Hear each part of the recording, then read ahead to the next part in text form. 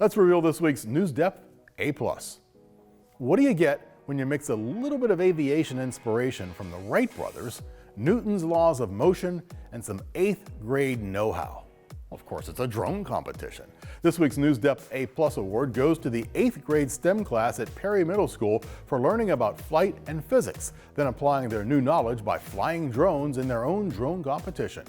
8 teams from Blanche Davidson's STEM class competed against each other to complete 4 missions at the Perry Athletic Center Fieldhouse. The young aviators had to finish missions that showed off their speed through an obstacle course, photo reconnaissance search and rescue, and their ability to move objects from one place to another. The students are really enjoying this unit on drones, possibly because of the competitive spirit, but understanding the how and why the drone operates makes it even more interesting. Practice flying days, of course, are their favorite, shared Mrs. Davidson.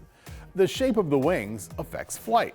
They make air more dense underneath the wing than above, which pushes the vessel up, shared Spencer, one of the 8th grade pilots. It wasn't all competition. The students spent the first part of their year learning all about the design process, flight, and physics.